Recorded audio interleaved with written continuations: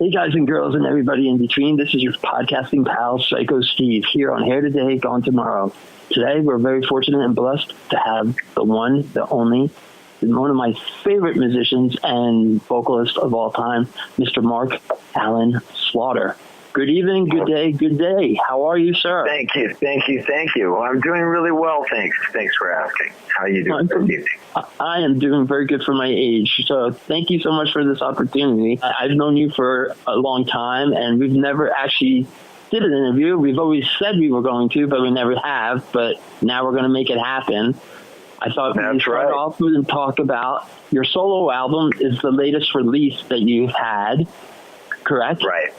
And the last record I did was Halfway There. It was released last year.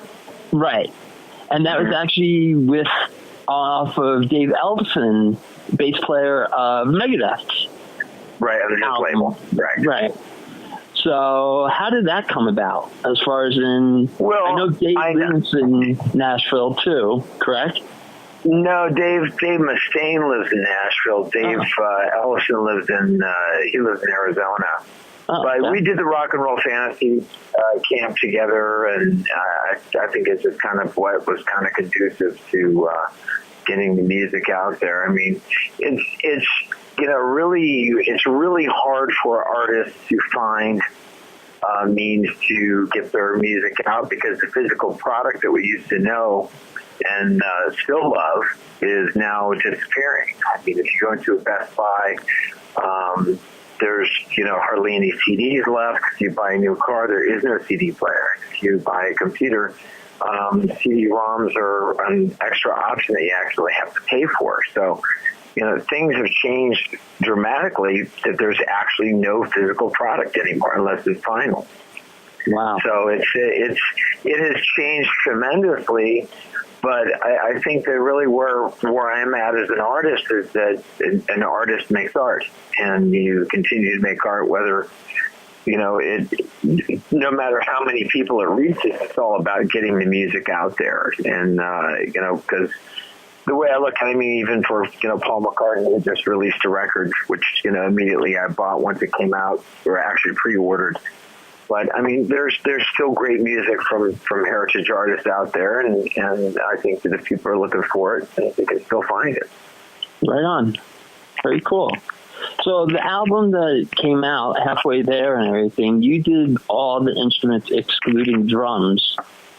Correct. On the album. So as far as I had a drummer. I had a drummer play on it, which is Josh Egan.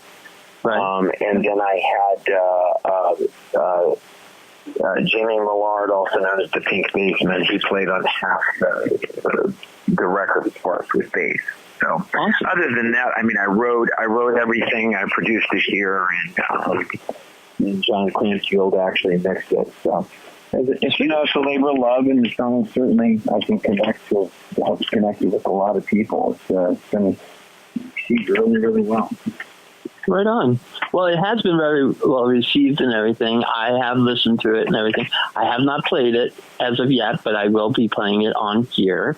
Because you have been playing more of your classic stuff that people know you for the albums that you did as the whole band Slaughter. Right. And speaking of that, is there any chance of a Slaughter coming out with a full length? Well, we entertain it. I don't think that, the rest of the guys are playing with Vince Neil 50% of the time. So, when they're doing that, that's kind of the time where I'm actually recording. That's the time that I'm really focused on making new music. So, I just don't know if we're going to have enough time to get in the studio to do that. By the time that these guys are going to be ready, I'll have record number 3 finished, Wow. Okay. Speaking of musicians and everything, was guitar your first instrument or vocal? Well, I mean, I started as a singer as a young kid. Right. I really, I love to sing along with records, and And that's kind of where I really realized how much I loved music as a child. I mean, I listened to records nonstop. That was like one of the things I just loved doing, besides, going out riding my bike. But right. that was my thing.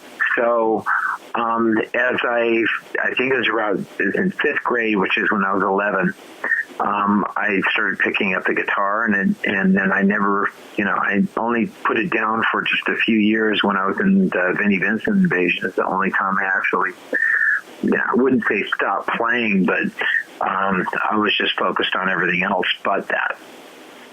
Nice. Any people in your family musicians? Yeah, my great aunt, she was, she actually taught in Utah at Brigham Young. She taught music. So there is music in the family. My grandmother played piano, and there's music on my mom's side for sure. That's awesome. Yeah. Okay. Yeah. And speaking of guitar, do you still own your first guitar?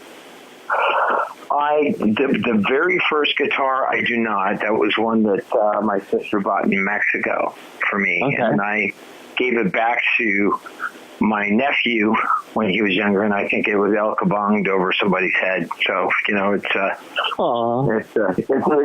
a goner there. But I still have the guitars that my parents bought me for my graduation. I have one of them was one much like what Paul Stanley had that Paul Hamer made me. Wow. And I still have that one. I'm actually looking at it right now. And then I also had a Carvin, kind of a Les Paul looking thing.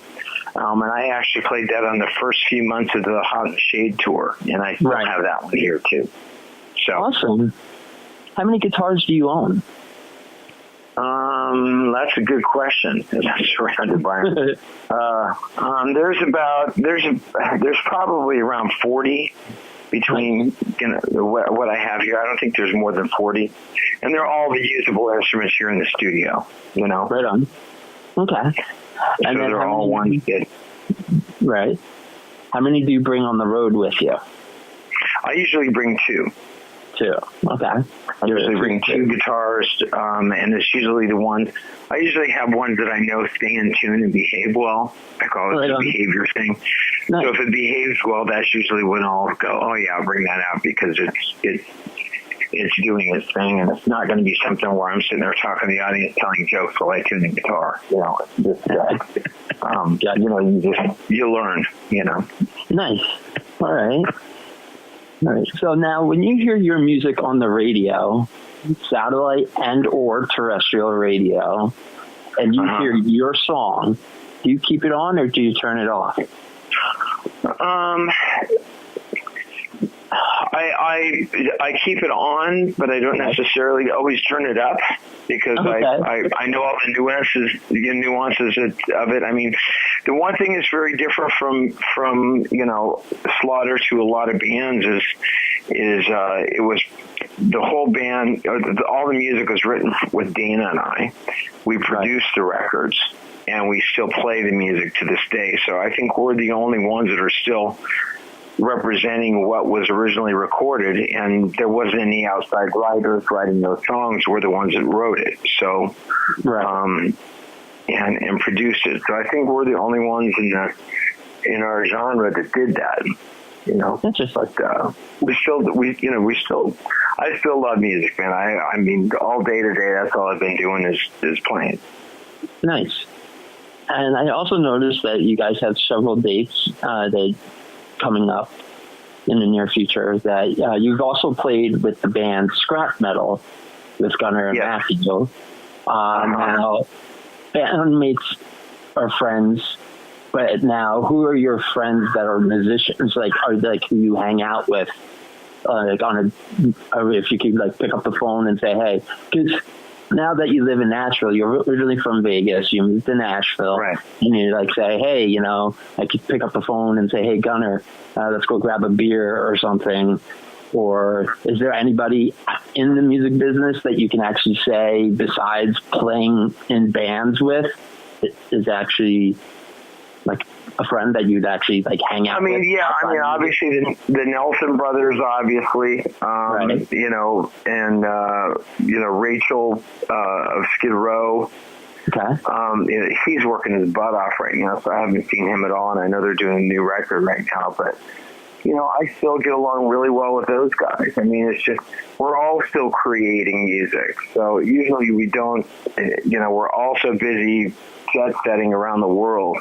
Right. That the only time we really have a moment is when we get near the holidays, and that's usually when we all get together. I mean, it seems like, you know, a Thanksgiving or, you know, New Year's or, you know, around that time is when everybody kind of has a moment to relax and catch up. Right. Awesome.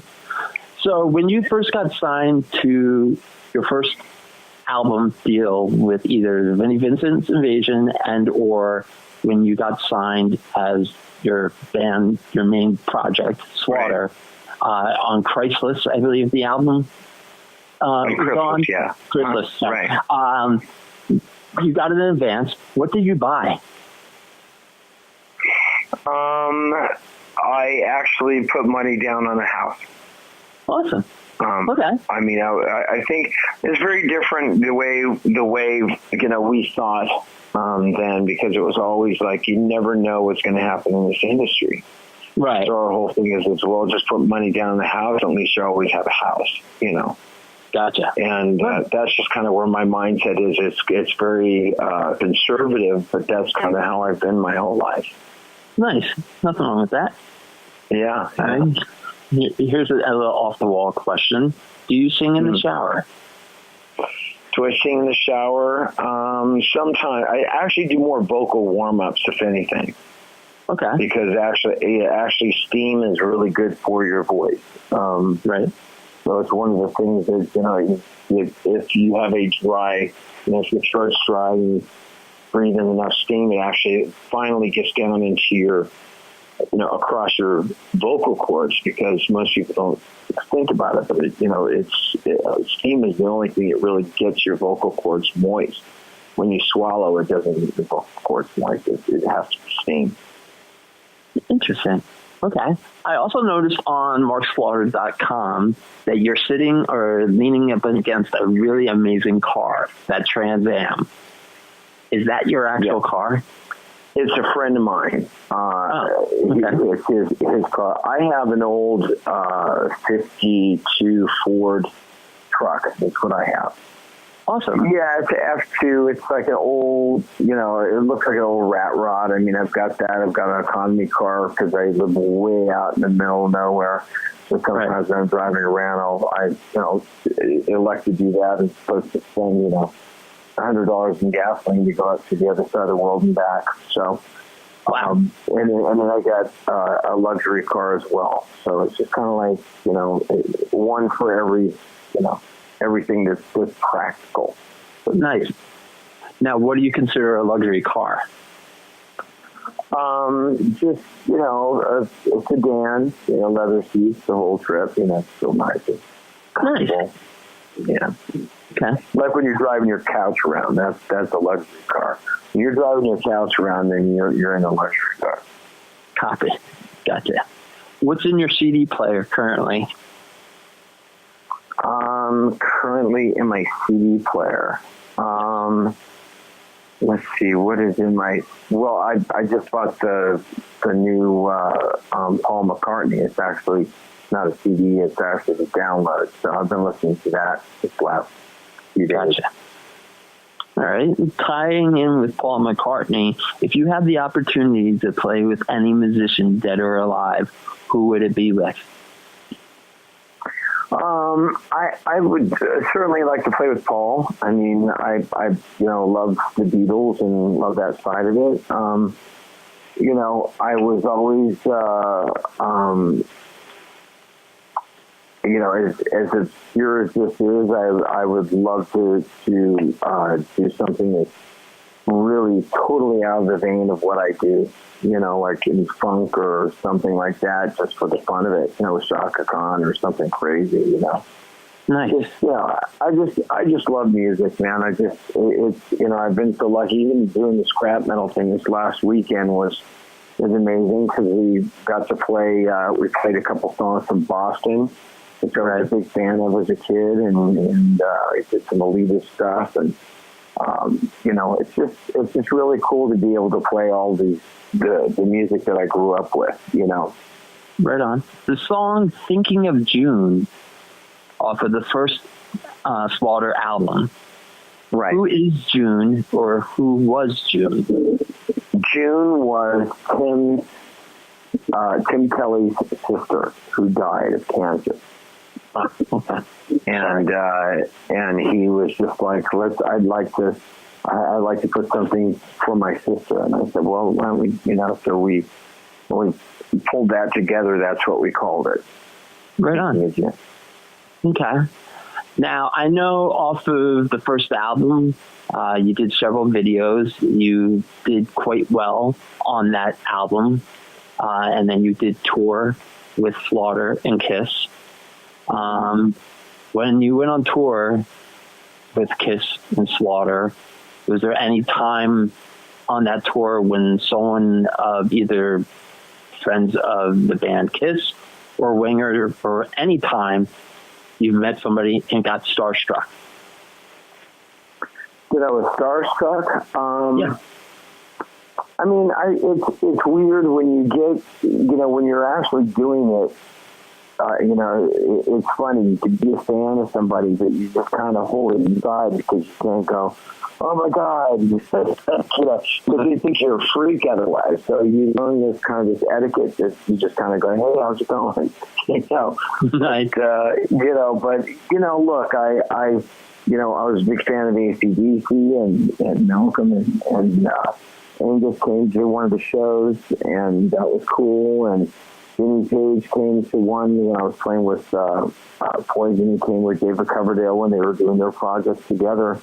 And look, those are key moments to me. Right. I was at a radio convention. I got playing with Stuart Copeland. Big Police fan. So.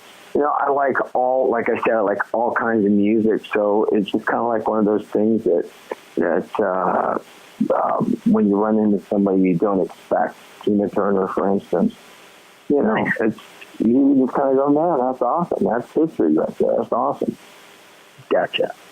Now, if you didn't become the successful rock star that you are, what would you be doing? I know that I'd always have music, going one way or another. But, I said to my dad, when I started years ago, when I was actually teaching guitar, my dad was an electrician by trade. And he said, by the time you're 25, if you haven't made it, then, I'll put you in the apprentice program here in Las Vegas and then you can be an electrician. So, I had already been, on many jobs with my dad, so I kind of knew it. But I would say probably that, because that was kind of the family business, so to speak, Nice. Now, you said all of the guys at Slaughter are in Vince Neil's projects, such as Blando, Dana, and of course, the latest addition to the band, even though he's been in the band for quite a while now, Zoltan. You guys live all different parts of the country. How do you guys get together and say you're going to put a set list together, or do you guys text each other?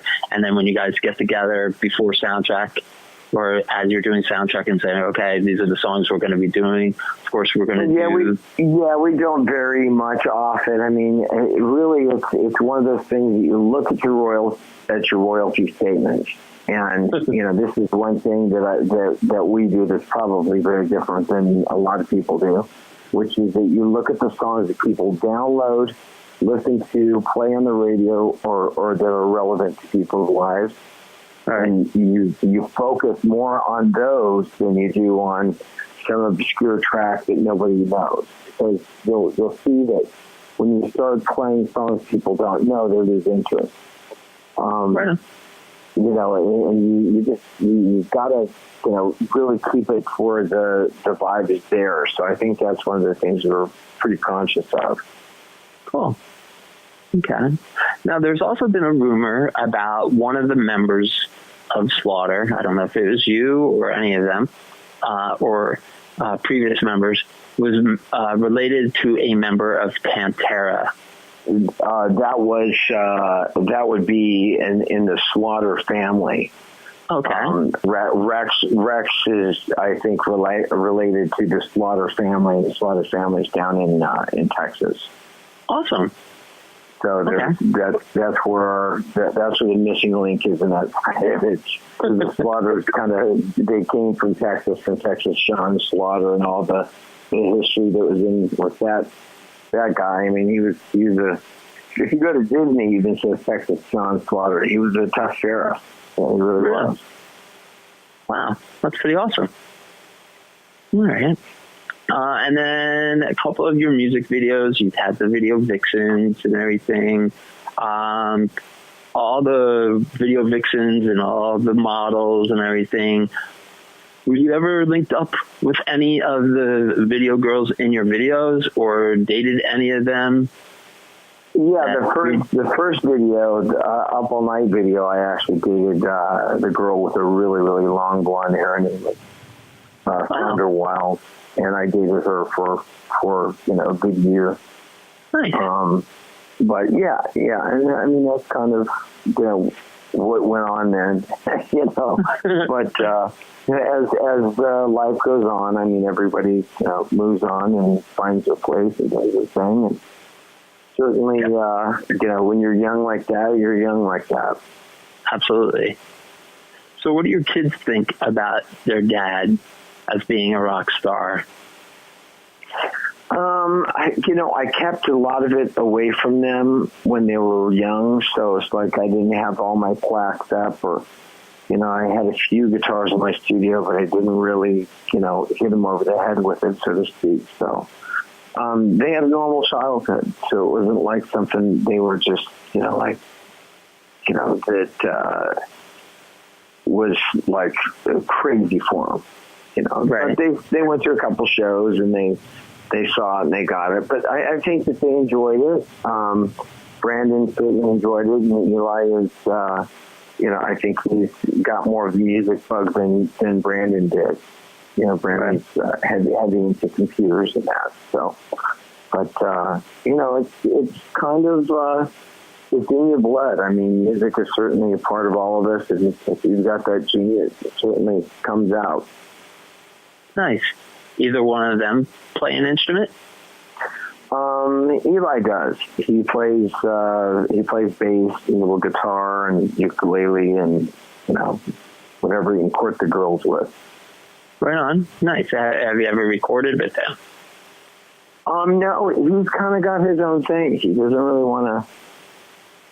He wants to do it on his own terms, which is fine. Right on. He one day he came in. It was kind of cool. He says, "Dad, check this out. This is that one Black Sabbath song. It was a song called Fluff. It was off the Sabbath Bloody Sabbath record." And we just sat there one evening and just played it down, just the two of us. And that was kind of cool. It's kind of like one of those things you go, wow, there it is. Nice. I also see on your social media you're a big dog fan. You have several dogs. Yeah, I have two Great Pyrenees. Is what I have. What they are. Okay. They're Great Pyrenees. Yeah, they're really. I had one years ago that passed. His name was Bubba, and he was 172 pounds. And these guys they're Junior's about my height if he stands up, so he's about 6'1". And then we have a rescue that we call him Happy. Probably because of the fact that he was happy when we rescued him. And he's probably, my guess, he's about 5'10". He's not tall. But they're great dogs. They're a lot of company, and we have a good time. Right on. Okay. So the solo album, you did some touring for it. Any chance of another leg of that tour or another album, solo So I think I'm gonna come up with some. I'm working on new music right now. I've got the music. I just have to lyrically start figuring out exactly what it is that, music comes to me like orchestras, and then the lyrics usually come later. That's how I've always been that way. right. Very few times have I ever just said, this is the lyric that I want to say this. It's just kind of, I always follow the bouncing ball of the melody first. So, I've got a lot of music right now, and it's just really just trying to put it together and making the words marry the music, and at that point I'll decide what I'm going to use and not use. Nice. And I was explaining to Jay when I told him we got the opportunity to talk to you about how amazing your impressions are. Do you still do them? I haven't, I do it just being a goofball, but I haven't done it in a while. I live out in Tennessee, and I'm just kind of in my own little bubble out here. I did have an opportunity to go back out and do, the voice of Donald Duck of one of them, which is, I should say, an audition to do Donald Duck. But, I was like number 2 the last time they did an audition. But, I just don't have the time to be in Los Angeles and do that. I'm pretty comfortable where I am. So I just elected just to keep my silly voices to myself, so to speak. Gotcha. Because I told him how, my favorite voice that you've ever done was CC DeVille. Yeah. Oh, that's great. Yeah. So yeah. I was like, you have to hear it because you would think he would actually be talking to him. So yeah, listen. Yeah, he's definitely. Listen, Psycho Steve, you're crazy. I love it. Yeah, see what I mean, Jay? I told you. Yeah. So cool.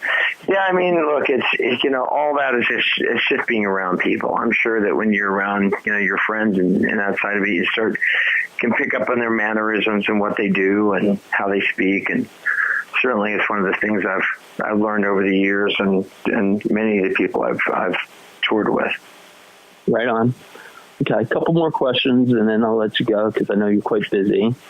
Sure. As far as in Slaughter, just doing the touring thing, when you're not doing that, I know you also compose a lot of scores for like cartoons and TV shows. I've sung on some television ads, and I've done. I did like a Hot Wheels commercial because I have like a younger voice, Right. New from Hot Wheels, blah blah blah. Right. But just that type of stuff, and then I've done just strict music for Fox Television, and you make music and you just hope that it finds a place. Right. And that's really where I'm at with music. I really like to create it. If it becomes a bed for somebody's,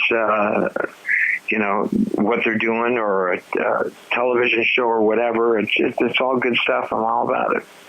Right. I was actually talking to one of my friends about you doing it, Fred Curry, the original drummer to Cinderella. Right. Fred's doing an incredible job at it. I mean, he's actually more in it than I am. And he's really good at it, man. I'll tell you what, I toured with Fred back in 1991, and I've said this a million times to a lot of people. I think that he's even more talented than he was then. He's really grown as a musician, and he's doing some really great stuff. Gotcha. All right. So, what's the next step for Mark Slaughter? Could we see a book? No, I don't. I don't think I have anything. I don't think I have anything in a book side. And Bobby Rock actually wrote a book about the Vinnie Vincent experience, and I think he brushed across it enough to where I think that a lot of those stories were answered in that. And with Slaughter, it's obviously it's a different scenario, but. It's still equally, it's still a lot of stories and a lot of stuff. It's just, I haven't really looked at it as writing a book as right now. I think I have a lot more living to do. Right on. Speaking of Bob's book, have you read it? Yes, I did. Okay. And what did you read it? What did you think? I didn't get it yet. I am actually. Okay. I just ordered it, so I am very anxious to read it. Yeah, I think Bobby is really, he is really fair to all sides. He's probably the most neutral party of everybody in the whole invasion side of things. So, I think that, I think he spoke very, very well and he captured a lot of the truth in all that. So, I think he did a fantastic job. He's always been well-versed, and that's, I'm real proud of him. I think it's a great book. Awesome. Okay, so you did bring up Vinnie Vincent. There's one Vinnie Vincent question I have for you. Sure. And What's you that? can say whatever or pass. Man or woman? I have to ask. What do you Man think? or a woman? Well, who knows if the talk is going on or not? Yeah, I don't know. I don't know what's going on there, but look, regardless, again, in the true side of it, if that's something he wants to do in life and he's comfortable with that, then good for him.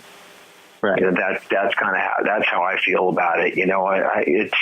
There's too many negative things in the world right now. I mean, I just think that, whatever he decides to do, I hope he's happy. He's never really seemed happy in that side of it when I was around, except for when the record company was lit up with, they were really happy with the way the vocals turned out on the record.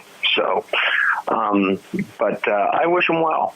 And, I kind of leave it at that. Everything else on that side of it is pretty much irrelevant. Nice. It doesn't add up to 1% of anything that I've done in Slaughter financially, so I don't even really pay much mind to it. But the one thing you can do in this business is you wish people well and just move on and do your own thing. Gotcha. Do you still own the glove from the Love Kill video? The glove. Yes.